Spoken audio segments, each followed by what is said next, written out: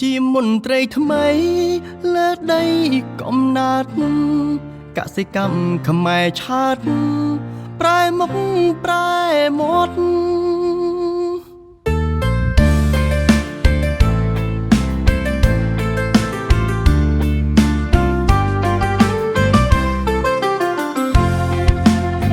នេះសិនរៀនចប់ត្រឡប់មកស្រែធ្លាប់ឆ្ងាយពុកម៉ែស្រុកស្រែចំការស្នាក់នៅទីក្រុងអំឡុងសិក្សាសម្រាប់ប្រាថ្នារៀនកាំងសេងកម្មជំនាញចំណូលត្រកូលកាំងសេកអំណត់បន្តរហូតចប់ឆ្នាំដាក់ពាក្យប្រឡងចុះកាំងសេកម្មចុងផ្ទាល់ប្រចាំនៅឃុំកំណាតលទ្ធផលល្អគប់បានជាប់មានឈ្មោះនេះជាកិត្តិយសពងពុះល្អឆាតជាមន្ត្រីថ្មីលើដីកំណត់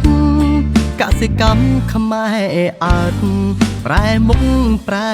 មាត់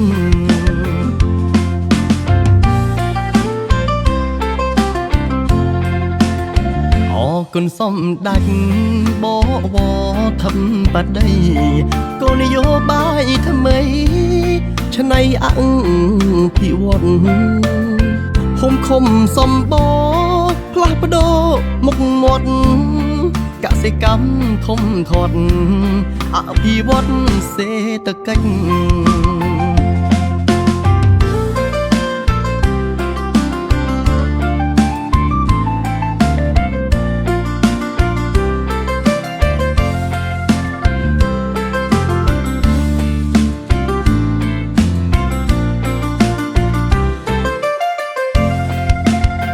លទ្ធផលល្អគប់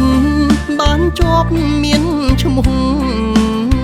នេះជាកិត្តិយសខ្ពង់ពុះល្អឆាតជាមន្ត្រីថ្មីលើដីកំណត់កសិកម្មខ្មែរអាច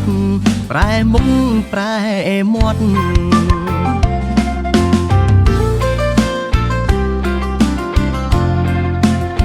អរគុណសំដេចបវរធំបតីគោលនយោបាយថ្មីឆ្នៃអភិវឌ្ឍស្រុកខេត្តសម្បូរផ្លាស់ប្ដូរមុខមាត់កសិកម្មធំធាត់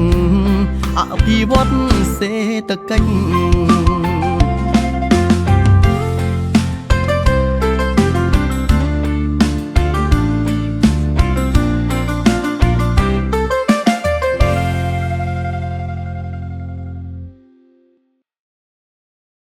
ផលិតដោយ Art Arena Entertainment The Art of Entertainment